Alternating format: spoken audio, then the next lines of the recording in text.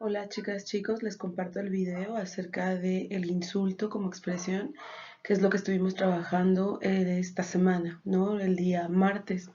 Nos preguntábamos en la sesión cuántas veces a nosotros nos han insultado o cuántas veces nosotros hemos insultado y bajo qué contexto, ¿no? ¿Cómo lo hemos hecho? Porque constantemente escuchamos malas palabras y cuestionábamos esa parte incluso, ¿no? Si esas malas palabras o lo que llamamos descortesías o groserías, ¿no? Como lo descortés, lo vulgar, la forma incorrecta de utilizar el lenguaje, en qué momento se convierte en una forma de discurso entre nosotros, como, incluso hasta como cohesión de grupo, ¿no?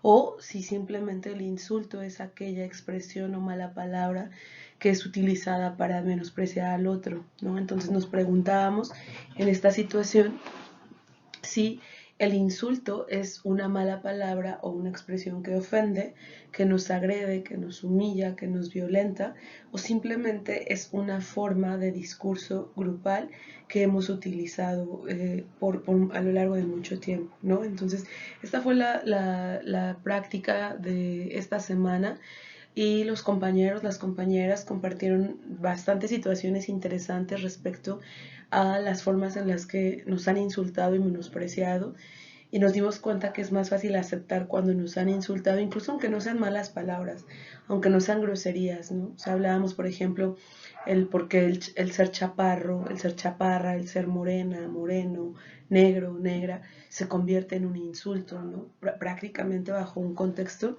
como ya lo hemos venido trabajando en sesiones anteriores, se convierte en un contexto totalmente cultural, ¿no? O sea, no es la palabra propiamente, no es la grosería, sino o sea, bueno, la palabra semántica incluso, ¿no? Desde la lingüística, no nada más es eso, sino incluso las prácticas culturales que hemos adquirido para poder agredir y violentar a los demás, que a veces incluso hasta el sarcasmo, ¿no? O sea, el sarcasmo de repente se da y se utiliza no solamente como parte de una forma de expresión de alguien, ¿no? Si se queda el insulto como una expresión, se queda corto, ¿no? La definición del insulto desde mi punto de vista. Entonces, eso fue lo que estuvimos analizando, ¿no? En esta semana respecto a esas formas que tenemos y que aparentemente son asociadas principalmente hacia los jóvenes, ¿no? Que es un lenguaje que utilizan los jóvenes, pero nos vamos a dar cuenta o nos dimos cuenta en la sesión que no necesariamente se trata de ello. Entonces, presentamos estas fotografías de William Klein, donde las imágenes, bueno, no pudimos porque tuvimos unas complicaciones técnicas, pero básicamente es lo que quería que vieran, que hablábamos del rostro del chico que tiene un arma, ¿no? Tiene un arma y hay una parte de aprobación o desaprobación de la sociedad, ¿no? O sea, como un niño puede tener un arma, ¿no? Como un niño puede o una persona muy joven puede tener esa actitud frente a una cámara, a una fotografía, porque sabía que se le estaba tomando la fotografía, cómo lo puede hacer y qué expresa, ¿no? O sea, qué expresa su rostro, qué expresa su contexto, ¿no? Al utilizar el arma. Y por el otro lado, la parte de un sujeto, una persona mayor, más grande que un niño, le coloca el arma en la sien, ¿no? Y todo el contexto que se da alrededor de esta fotografía. Entonces decíamos, en este sentido, los insultos se encuentran totalmente, aunque los utilicemos como parte de nuestro discurso cotidiano, de nuestra forma de comunicación cotidiana, los insultos tienen o están asociados, tienen una significación de violencia, ¿no? Y están asociados a las agresiones y a la violencia, ¿no? Aquí comunicamos o dimos el ejemplo de los niños en nuestro país, los niños que son reclutados por el narcotráfico, ¿no? Por el crimen organizado, niños que bajo un discurso justamente generan toda una cultura de la violencia y la agresión, ¿no? El hecho de defender a la familia no es, incluso aquí hasta se rompe la concepción que se tiene de la familia consanguínea no necesariamente es aquella que te protege, ¿no? O sea, que te da amor, con la que naces y va a estar contigo para toda la vida porque te protege, te quiere, te ama, ¿no? No necesariamente, ¿no? O sea, niños que son abandonados, niños que son tomados por comunidades de narcotráfico y crimen organizado, y que pueden disparar un arma solamente porque están defendiendo a la familia, ¿no? Como se ha hecho el niño michoacano de hace 2, 3 años que hacía en los videos impactantes que hacía las declaraciones, de decir, pues sí, yo maté, ¿no? Y puedo disparar y tal, porque yo solamente estaba haciendo un favor a la gente que me cuido porque esa es mi familia, ¿no? O sea, incluso en este aspecto, que también las empresas lo han manejado, ¿no? Tú ya no eres un empleado, eres parte del grupo, eres parte de la familia, ¿no? O sea, eso también va o conlleva otros significados que en otro momento probablemente estaremos tocando, ¿no? Pero en este contexto, los insultos definimos y llegamos a la conclusión de que definitivamente los insultos están asociados a la violencia y son agresiones, ¿no? En determinado momento, aunque nuestra práctica y nuestro lenguaje lo utilicemos incluso como un juego, ¿no? Entonces, pasamos a la idea de que los insultos son una forma de lenguaje que se da desde la valorización social. ¿Y por qué decíamos que se da desde la valorización social? Porque es lo descortés y lo cortés, lo que se aprueba y lo que no se aprueba. Vemos a un niño que te saca la lengua, que te hace un gesto con la nariz, o sea, eso es un niño grosero, ¿no? O sea, esa es la valoración social que se da, no nada más a la palabra, porque justamente cuando decimos que los insultos pueden ser expresiones, no necesariamente tiene que ser o tiene que estar asociada con la palabra, sino incluso puede ser el lenguaje corporal que utilizamos, ¿no? La grosería, hablábamos del lenguaje de señas con las manos, donde no necesariamente tenemos que hablar para poder agredir o para poder insultar, ¿no? Entonces, hay una valoración social de lo que es descortés y lo que es cortés. Y entonces, todas estas descortesías y esta valoración social que se da en torno a las señales o las expresiones que son violentas, que son agresiones y que se convierten o se manifiestan en un insulto, pertenecen a un contexto y es un contexto cultural, como ahorita al finalizar lo vamos a decir también con ciertas palabras. Si analizamos una palabra como desde la perspectiva de Roger Bartra, de Octavio Paz, ¿no? Por ejemplo, de Carlos Monsiváis, donde justamente se analiza nuestra cultura desde la parte de la identidad como mexicano, que es parte del albur, del doble sentido, del lenguaje sexual, que lo utilizamos todo el tiempo y que una palabra, hasta hay programas, hay libros, ¿no? Incluso de la picardía, ¿no? La picardía mexicana, ese sarcasmo que decíamos, ¿no? Ese sarcasmo, ese doble sentido de las palabras que se utiliza siempre por lo regular en lo sexual, en el doble juego, ¿no? En el juego de palabras, ¿no? Entonces, decíamos, nuestro contexto también es ese, a la forma en la que tenemos los mexicanos de comunicarnos, ¿no?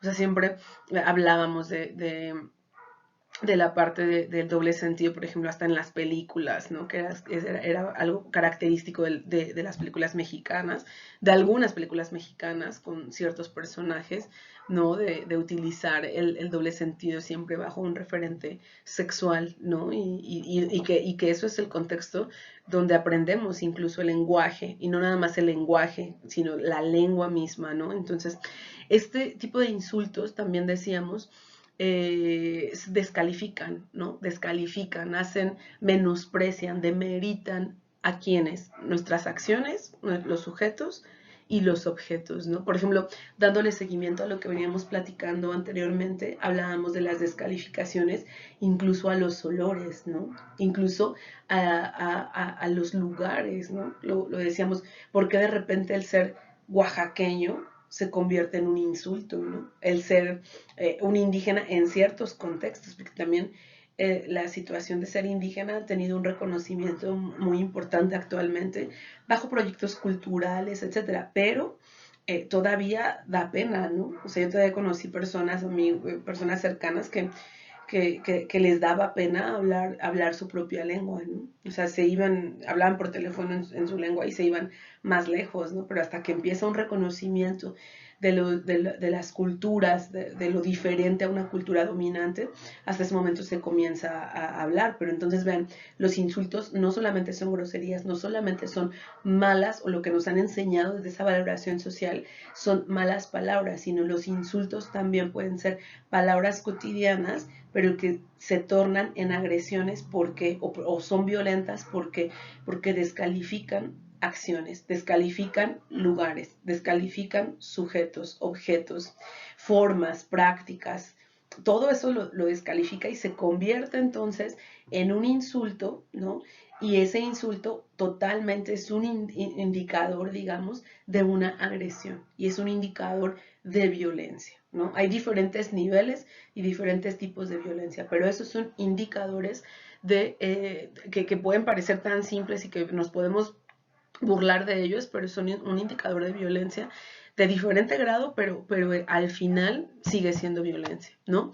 Entonces, por eso los insultos son considerados en esta rama, no nada más. Incluso hasta aquí hablamos de la parte cultural, ¿no? O sea, de lo culto diferente a la cultura de como prácticas, como todo aquello que habíamos definido que solamente hacen los hombres y el resto de los seres vivos no lo pueden hacer. Sino el uso del lenguaje, el uso de la lengua, el uso de la expresión que es culta, los buenos modales, ¿no? El cerrar las piernas, el pararse derechito, el hablar, el tener o estar hablando frente a un grupo de determinada manera, la oratoria, la forma en la que te diriges, el tono. Por ejemplo, hay gente, y me ha tocado, no sé si a ustedes les ha tocado, pero hay personas que les molesta que griten, ¿no? O sea, que la gente hable muy fuerte, que griten. A mí me ha tocado que eso se considera vulgar, que se considera corriente. Vean cómo nuevamente se descalifica una acción, ¿no? Y eso se convierte en una afección hacia el otro, ¿no? O sea, por ejemplo, nosotros estamos acostumbrados a que incluso hablábamos, ¿no? De que nos gritan en casa, de que perdón que lo diga de esta manera, pero que nos pendejen, ¿no? O sea, eres un pendejo, eres esto. O sea, y no lo hace alguien que no nos quiere, ¿no? O sea, lo hace nuestro papá, nuestra mamá, alguien de la familia, etcétera, ¿no? Y decimos, por eso hablábamos del contexto, que es importante retomar esas palabras dentro de un contexto, porque eso es la forma en la que aprendimos, ¿no? No voy a cuestionar si está bien, si está mal, que nos hablen con amor, o sea, eso no lo voy a cuestionar, eso es importante, pero eso es tema de otro tipo de comentarios. Ahorita no es el tema que nos corresponde. Lo que quiero que rescatemos es que justamente es nuestro contexto, ¿no? Nuestras formas de dirigirnos hacia los otros o que se dirijan hacia nosotros y que no necesariamente desde el significado que le damos y la forma en la que lo sentimos podría parecer una agresión, ¿no? Pero para otros sí, como lo que decíamos del grito, ¿no? No, baja la voz. O sea, hay gente, o alguna vez me tocó ir al cine, por ejemplo, también como cuando se descalifican acciones y son agresiones, y mi sobrina muy pequeña sorbía con el popote, ¿no? O sea, iba al oculto, ¿no? Lo que la gente que ha aprendido la cultura, y no la cultura como la concepción de las prácticas, sino las buenas costumbres, digamos. Mi sobrinita estaba tomando un icy, creo, en el cine, y entonces con el popote hacía el ruido, ¿no? Como al absorber el líquido, ¿no? Y entonces una mujer al lado de ella que venía con su familia, cuando salimos de la película hace un comentario de que todo hubiera estado perfecto si no hubiera habido malos modales, ¿no? O sea, ¿quién se le ocurre sorber la bebida y hacer ruido? O sea, esa parte para muchos es que una propia acción se convierte en vulgar. Pertenece a una cultura dominante de las buenas costumbres y los buenos modales, como el grito, como cuestiones de no comas con la boca abierta, ¿no? O sea, todas estas expresiones también son parte de nuestro lenguaje y para una cultura que no se ha construido y si no se reconoce el contexto en el que vivimos, eso es vulgar, ¿no? Entonces vean cómo la expresión todavía abarca o incluso el insulto, la violencia, la agresión, las afecciones, abarcan un terreno que es muchísimo más amplio que solamente lo que estoy interpretando, ¿no? O sea, de todo esto estuvimos hablando. Y finalmente, pues hicimos una conclusión de que podemos tomar en cuenta, ¿no? Respecto a la forma en la que tenemos de expresar o expresarnos, sobre todo hablábamos en el ámbito de los jóvenes, expresarnos en relación o utilizando los insultos, ¿no? Entonces, lo que decíamos es que tomamos en cuenta que es importante señalar el proceso de socialización. El proceso de socialización es aquel que desde la sociología, la psicología social, las disciplinas en general de las ciencias sociales, es el proceso por el cual se transmite la cultura, ¿no? Entonces, decíamos, hay un proceso de socialización primaria, secundaria y hasta hay autores que lo manejan hasta como proceso de socialización terciaria, ¿no? O sea, nunca dejamos de aprender a ser seres sociales, ¿no? O de ser seres sociales. Entonces, ¿cómo aprendí la lengua? ¿Cómo aprendí el lenguaje, la cultura, las prácticas? En un primer momento, como Emilio Durkheim lo comenta, desde la familia, ¿no? Es el círculo primario donde aprendemos todo, ¿no? Donde literalmente mamamos la cultura, ¿no? Nos hacemos parte de la cultura. Entonces, es el proceso de socialización primaria, pero después del proceso de socialización terciaria entran otros elementos como pueden ser la escuela, ¿no? El grupo de pares, que no es otra cosa que los amigos, etcétera, ¿no? Entonces, esos procesos de socialización también están inmersos dentro de ellos los significados que le damos a cada una de las palabras, como lo vemos en la figura que les pongo aquí al finalizar, la ilustración de Alma Rosa Pacheco Marcos, en una revista, me parece que es de El País, no recuerdo si es El País o Nexos, El País. Bueno, presentan el artículo de una autora que también se los voy a colgar en la plataforma para que tengan la oportunidad de leerlo, de rajadas y alzadas, porque habla de una representación de la figura femenina que son las chicanas, ¿no? Las chicanas son las mujeres que van a Estados Unidos, pero ¿qué concepción se tiene de ellas, no? Y toma como referente el modelo de la Malinche, como lo habíamos comentado anteriormente con Octavio Paz, el modelo de la Malinche bajo el significado que se le ha dado, porque esta autora dice que no bueno, que hay diferentes significados y diferentes referentes que han tomado la figura de la Malinche. El primero ya lo habíamos comentado, que era la rajada, la alzada, la entregada, la violada, la que traiciona, ¿no? La que se deja seducir por un hombre y vende prácticamente todo hasta su propio pueblo, ¿no? Hasta su propia comunidad. Entonces, en ese sentido, esta autora comienza a narrar o retoma diferentes figuras como la comandante Ramona del EZLN, la figura de las chicanas, retoma a la Malinche, ¿no? Como esta forma de entrega, etc. Entonces, lo que ella dice es que las mujeres y los varones, los chicanos que se van a Estados Unidos, tienen una perspectiva y una visión diferente del otro, ¿no? O sea, cómo los miramos o cómo las miramos. Entonces es interesante, por eso me llamó mucho la atención la imagen. Es interesante porque dice que ellas son muy comparadas a la imagen de la Malinche, pero la que abandona la familia, ¿no? Y en contraposición, por ejemplo, el texto de Roger Bartra en contraposición a la Virgen de Guadalupe, ¿no? A la madre abnegada, la que nunca abandona, la que resiste hasta el final porque ama siempre a sus hijos, ¿no? O sea, son como estas dos figuras. Y dentro de este marco interpretativo cultural es que miramos a las chicanas, ¿no? O sea, las mujeres que deciden irse a Estados Unidos y abandonan a sus hijos, es lo peor, ¿no? O sea, está asociado, lo vemos como la figura de la Malinche, ¿no? Y eso no corresponde al estereotipo y al arquetipo de la madre mexicana, que es abnegada y es todo lo opuesto a ellas, ¿no? Entonces hay un estudio bastante interesante y por eso lo retomamos, por eso retomamos la figura, ¿no? Como de las chicanas y este artículo, que es el proceso de socialización, ¿no? Y entonces, justamente en este proceso de socialización, vemos lo que comentábamos anteriormente, que es que la violencia y la cortesía se convierten en prácticas culturales, ¿no? Para diferentes grupos, o sea, cada grupo tiene, así como decíamos, cada cultura y cada sociedad tiene su cuerpo, cada cultura y cada sociedad tiene diferentes prácticas en relación a la violencia y a la cortesía, ¿no? Entonces, las agresiones, decíamos que también debemos tomar en cuenta que estos insultos que cotidianamente utilizamos fácilmente se convierten en una agresión y en indicadores de violencia. Y entonces preguntábamos en la sesión cuál es la intención de esa agresión, ¿no? Decíamos, bueno, son diversas intenciones, va desde el reproche, ¿no? Reprochar algo, y no necesariamente estamos hablando de la violencia que se da en torno a la pareja, o sea, vamos, pero que también está permeada de ello, ¿no?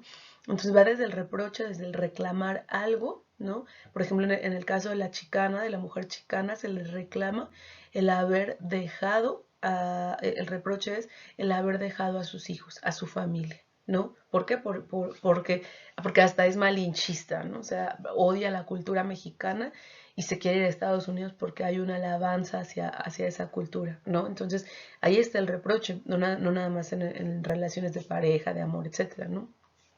Se da también una agresión en el sentido de cuál es la intención de desaprobación y de malestar, ¿no? O sea, yo desapruebo como lo habíamos comentado, desapruebo una conducta, desapruebo un objeto, un sujeto, algo, y empieza un sentimiento de malestar, de una intención de molestar al otro, incluso, ¿no? Cuando yo desapruebo incluso hasta cuáles son las conductas. Hay una intención de quejarme de algo, ¿no? Quejarme de una situación, quejarme de un contexto. Entonces también las agresiones se utilizan para hacer acusaciones y generar garantías, ¿no? O sea, te acuso de algo que hiciste mal, y puede haber que ya exista lo anterior, el reproche, la desaprobación y la queja, pero te acuso de algo y yo obtengo una garantía. Para la próxima, yo voy a llegar tarde. Para la próxima, si tú te vas, en el caso de las chicanas, ¿no?